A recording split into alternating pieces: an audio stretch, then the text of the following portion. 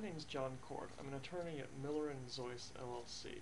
Today we will describe to you the dangers and lawsuits surrounding the AstraZeneca drug Seroquel. First, a little background on the litigation. Right now there are approximately 6,000 cases filed in multi-district litigation called MDLs in the United States District Court for the Middle District of Florida. These cases are not class action lawsuits, rather they are individual lawsuits that were originally filed in federal courts around the country. They've been consolidated before the Honorable Anne Conway in the Florida court. Anne Conway is overseeing these cases and providing for common discovery, that is, such things as corporate designee depositions of the AstraZeneca employees and the discovery of AstraZeneca documents that all plaintiffs in these actions will need to see. At the conclusion of the MDL, those cases which have not settled will then be sent back to their home states for individual case-specific discovery and eventual trial. Additionally, there are approximately 4,000 cases filed in state courts around the country, giving us a total of approximately 10,000 Seroquel lawsuits at the present day. Seroquel was approved by the FDA for treatment of schizophrenia and for the treatment of acute manic episodes associated with bipolar disorder. These are the only two FDA-approved uses for Seroquel. However, Seroquel has been marketed by AstraZeneca, its manufacturer, for many off-label uses. An off-label use is something that the FDA has not approved. Some off-label uses that AstraZeneca has marketed Seroquel for include the treatment of dementia, which is a disorder that many elderly patients have. In addition, AstraZeneca has marketed the drug to children under the age of 18, for which it is not approved. Frequently, children under the age of 18 who suffer from disorders such as autism or Asperger's syndrome or who act out are given the drug to have a calming effect on their behaviors. Important to remember that as far as dementia, children, anxiety disorders, and post-traumatic stress disorder, the FDA has not approved Seroquel. Why would AstraZeneca market the drug to patients with disorders and diseases that have not been approved by the FDA? Clearly there's a financial motive here. If AstraZeneca were only to market the drug to people with schizophrenia and bipolar disorder, that's only approximately 5.5% of the United States population as seen in the pie chart. However, by marketing the drug to those with anxiety disorder, 26.2% of the American population, or approximately 57.7 million people, dementia, 1.5% of the population, or approximately 4.5 million people, or children with autism under the age of 18, 0.14% of the population, or approximately 450,000 people, AstraZeneca can effectively increase their target market audience for the drug. It's important to remember that AstraZeneca markets Seroquel outside of the United States as well. This is not limited to the United States, but there are more people that they are marketing this drug to in foreign countries. A little background on the timeline of some important key events in Seroquel's history. Prior to the approval by the FDA, an internal AstraZeneca employee memo revealed that that employee was not 100% comfortable with internal data being made publicly available.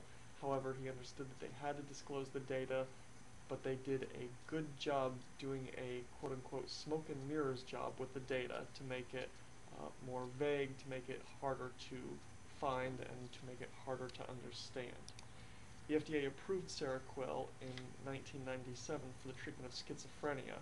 A few years later, it was approved for the treatment of manic episodes associated with bipolar disorder.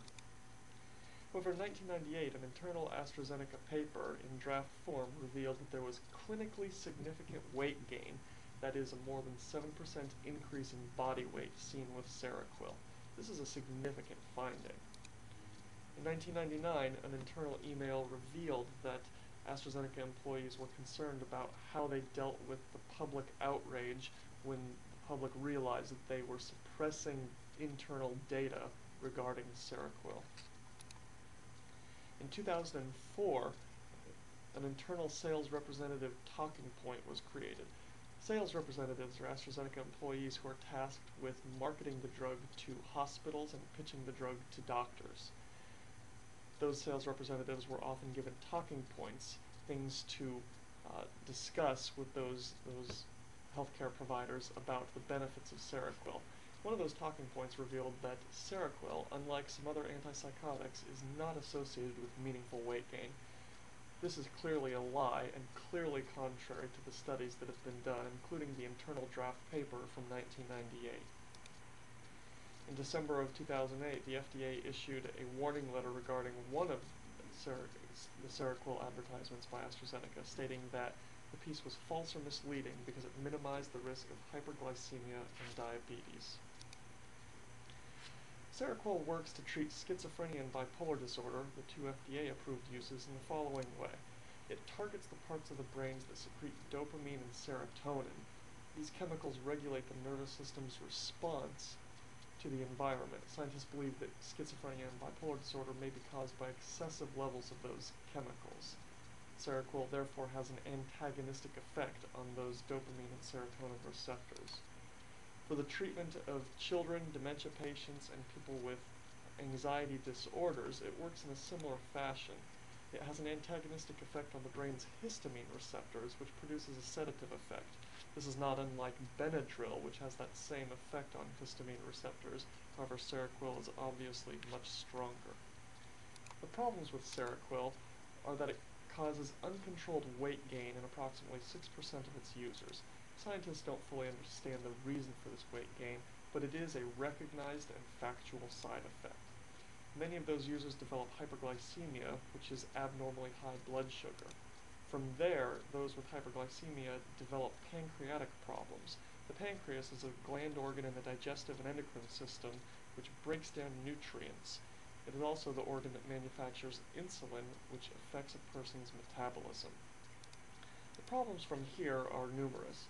People with these pancreas problems can develop diabetes, peripheral artery disease, heart problems, stroke, kidney failure. They can result in death, or they can suffer from pancreatitis. The American Diabetes Association describes the symptoms of diabetes as frequent urination, excessive thirst, extreme hunger, increased fatigue, irritability, and blurry vision. Heart problems resulting from Seroquel can include heart attack, uneven heartbeat, or low blood pressure. Peripheral artery disease, another possible side effect of Seroquel, is described by the Mayo Clinic as including the following symptoms: painful cramping in the hip, thigh, or calf muscles, leg numbness or weakness, differences in temperatures in the lower legs, sores on the feet or toes that do not heal, differences in leg color, or hair loss on the feet and legs. Kidney failure, described by the Mayo Clinic as having the following symptoms: decreased urine output, darkly colored urine, sudden weight change, fatigue and weakness, muscle twitches and cramps, or yellowish-brown cast to the skin. Strokes can also result from Seroquel, including trouble walking, speaking, paralysis or numbness on one side of the body, or sudden, sharp, severe headaches. Pancreatitis can be caused by Seroquel as well. This is inflammation of the pancreas, and some symptoms include incredible abdominal pain that radiates to the back, nausea, vomiting, abdominal tenderness, and indigestion. Death, when it occurs, is typically caused by the heart attack or heart failure components, though any of these issues may cause death to some degree or another. What did AstraZeneca do wrong? AstraZeneca illegally marketed Seroquel for off-label uses.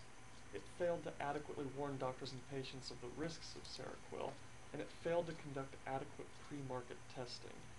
Furthermore, AstraZeneca hid evidence, including their own studies, that revealed the consequences, side effects, and dangers of Seroquel. In order to determine if you can file a lawsuit, call me at Miller & Zoyce at 1-800-553-8082. For more information, please visit our website at www.millerandzoyce.com. Thank you.